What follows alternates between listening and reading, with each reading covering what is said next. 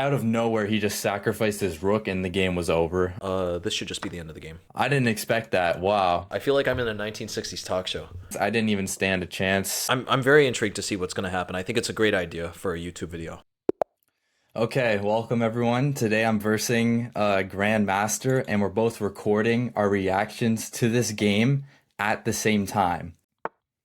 Okay, and he plays E4. I thought he was gonna play the bird opening, so he's already got me kind of off guard here. But I'll play my normal setup, the Alekine's defense. I'm sorry, all my bird fanatics. I want to just play this guy with a more normal, more standard type of position. And okay, he's hitting me with the Alekine. So yeah, today we're doing a collab. This was an interesting idea. And I think it's a cool idea. This guy also has a YouTube channel. I'm going to play E5. Attack in the knight. Okay, he's going there. Oh, I hate the Alekine. I hate the Alekine. I've done a lot of research into it. I know I can play D4, C4, and F4. There's this variation that I studied a lot. Those positions, I don't really know if I remember them that well. I'm going to try something different here. I'm going to play knight C3. Also, his rating, it says 2200, but he's actually rated a lot higher. He just doesn't play rapid. He's rated, I think, around 2800 blitz. He decides to develop his knight. So this is a move I don't see that often, but I think I'm just gonna take that. I would have to say that's probably just the best move. And then even now, it's like, do I want to push D6 or do I want to push E6? Probably. I'm not sure. Okay, but I am going to play. I need to play obviously relatively quickly. So to that effect, he should be looking at playing D6 and figuring out a way to make it work. Good. Okay, D6. Yeah, he hit me with it. All right, I could play Bishop C4. Bishop C4 is a bit cheeky, isn't it? They play Knight C6 though. That gets a little bit wild. I could also play Knight F3. The question is, would he let me uncastle his king? Would that make that much of a difference? I'm not sure that it would. Actually, you know what? Maybe. I think that position is going to be very interesting there after Knight F3. Okay, he just develops his knight, so obviously I wouldn't want to take that. Pinning his knight is not really my playing style. I actually like when my pieces are a little bit passive, but I would probably developing the bishop would seem like the most natural move here. But I think I'll play this is more so my playing style. I like how my bishops are kind of just in front of my king. I'm also, yeah, for those of you who are wondering why do I have the mic in my hand, I moved from Brazil. I'm also in Brazil. I'm still in Brazil, but I'm in a different Brazilian city. Yeah, suffice it to say, I just forgot to get the thing that holds the mic in place. So luckily for me, I am getting a new mic delivered soon, but at the moment, this is what I got. So I'm here. I feel like a talk show host doing this. Let's get into it. I can continue waiting him out. I can continue waiting him out. I could also play Bishop G5. Bishop G5 would be very interesting. Yeah, I'll play Bishop F4 actually. I think this is very interesting. I'm just holding the tension here. There's one thing I've noticed amongst lower rateds, and it's that they really find tension very uncomfortable. They cannot stand the tension. It's too tense for them. Okay, he just develops his dark squared bishop. That looks like a very strong move. It looks like he's trying. It looks like he's trying to castle queenside. So I have to make sure. Okay, I'm gonna develop my dark squared bishop. I feel like I've actually already misplayed this. I wanted to push this pawn, but I don't like how I have no pieces developed. I literally have no pieces developed. So I came to the conclusion that I need to get this king to safety as fast as possible, or else I'll lose the game. Now he develops his light squared bishop. I'm looking at fianchettoing, because if he were to attack, I could simply go here. But I don't know if that's really ideal. I'm also looking at pushing as well, but then I don't want to make another move that slows down my development. I think maybe I'm not really sure what I should play. Okay, but I'm going to develop my knight. But compared to like the beach weather that I had been enjoying months prior, it's a big shock. It's a big shock to the system. Okay, here I'm gonna play Queen E2. I like this position. I'm a believer in this position. Castling queenside is going to be very uncomfortable. And now also I have ideas. If he ever castles kingside, I just play Queen E4 and start launching attacks. Yeah, this looks fantastic. Big shout out to this guy. This guy, Ryan PWO, he has a YouTube channel. He messaged me asking if I wanted to do a game collab. I think it's a fantastic idea. I'm really intrigued in what his thought process is gonna be like. All right, let me castle here. This is just a dream come true. I don't really like how this could get open soon. So I'm just going to push, and then it looks like I have to castle kingside. I'm really not I'm not really liking my position right now. I could also push G5, but that looks kind of too aggressive. Yeah, I'm not. The reason I'm not liking my position is because he might have this pawn push, and then and my queen is in a terrible placement here. Okay, I'm just gonna develop my bishop.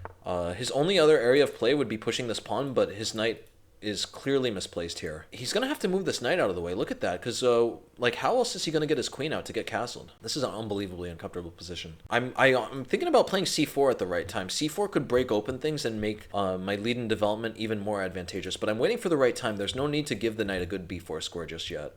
So I'll play h4 here. His position looks very strong, and he goes for it. So I kind of just want to give up the pawn here.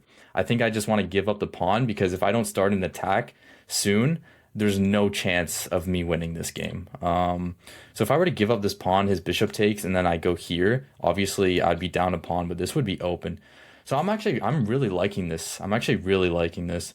And I'm gonna play it. Some of you might be. Let me know in the comments what type of muscle what type of muscle strength is this really training, holding it like this? Because it must be training some part of the body.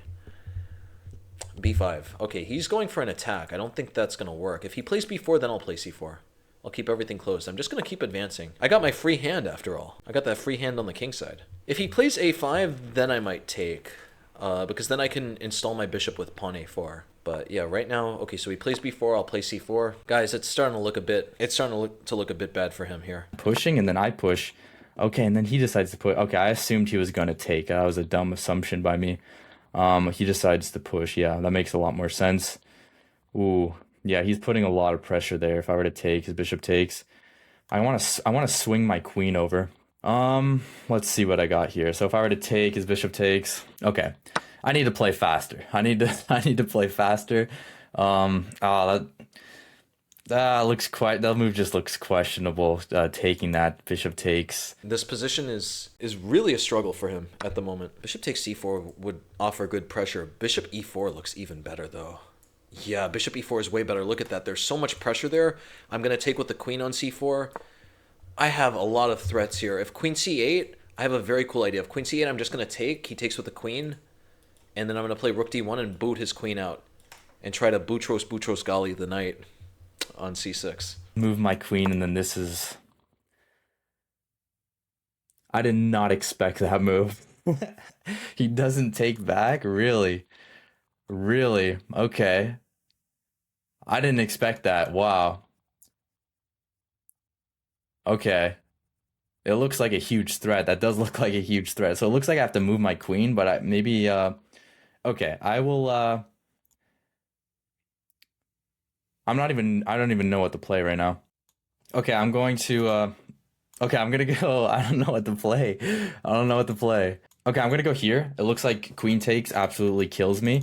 And then I was thinking, I don't know. Okay, I'm getting steamrolled right now. Oh my god, he sacks his rook. Okay, it looks like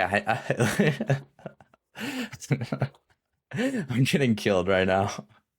I'm getting absolutely killed right now. I guess I could try taking. No, no, that just no. I'm getting killed.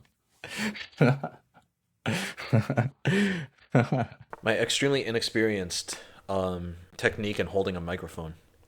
All right, queen c8. This should just be the end of the game. Takes. Also, even queen c4 would be enough. But yeah, you see this type of tactic a lot. Notice the bishop seems to be the glue holding the black position together.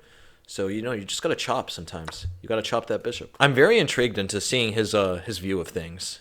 I think this is going to be a great collab video. He's going to be meshing our two commentaries together. I'm very intrigued to see what's going to happen. I think it's a great idea for a YouTube video. All right, rook d1. Oh, okay, he goes for this. He goes for this. It looks like I have to. I guess I could actually, if I were to go here, maybe. Well, no, that doesn't make any sense because then he would end up winning the rook. No, he's gonna win the rook. He's gonna win the rook regardless. He's gonna win the rook regardless. So I'll give up the knight, and then my plan was to go here, and he's able to take this. Maybe my plan is kind of just to like maybe try and create some type of threat here, but I just out of nowhere he just sacrificed his rook and the game was over. And the game was just over. So okay, he takes. All right, I'll just take. I'll just take the rook. No need to get spoiled. If he plays b3, b3 is quite interesting. Look at that. If he can take this pawn, he might make a queen.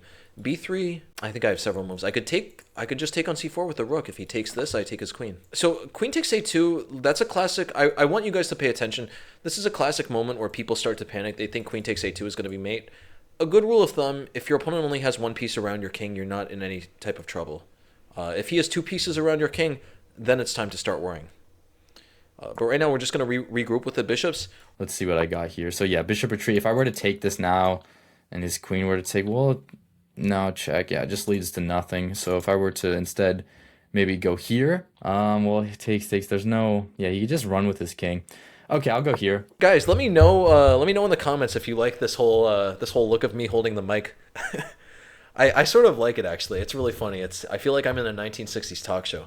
All right, so he plays c3. I'm going to let you guys in on a little secret here. At the moment, this pawn cannot cause us any trouble. The only thing that could cause us trouble is the pawn combined with the queen. So I have this really beautiful move. To just how these moves are just like moves is like that is such a like weird move because I didn't even think he could play that because oh okay, I'll take that. Okay, so here, if I could just get the knight this square, then it would probably be the end of the game. I could also just play h6. Actually, yeah, h6. Why am I always complicating things? Let's just play h6. Let me first make sure. Yeah, there's literally no threats in this position. If he ever plays b3, I take the queen. So let's play h6 here. What a weird move that is. Like you wouldn't think that he could just go back here, but he can. So king takes check, he goes here, and then I literally have nothing. But instead he plays that. Oh my god, he doesn't even have to take. What am I thinking? He doesn't even have to take this. What am I thinking about? I'm calculating moves that he doesn't even need to play. Okay, I'll hit his rook. All right, c5. Let me take here. Should I take here or take? Where should I take? I'll take here. All these pawns on dark squares, there's really nothing to be concerned about here. No issue in this position at the moment. Rook c8. Okay, he's going for that. I have some interesting ideas. I could play bishop h6 takes and then queen d3, and that would 100% win. He would have to start sacking material to avoid the mate on h7. I could always install the rook on c4. Yeah, let me just install the rook on c4. Why am I complicating things? Rook on c4. Okay, he plays it differently. I am able to take this pawn. I just kind of forgot about that, but I don't know if that doesn't really look that good for me.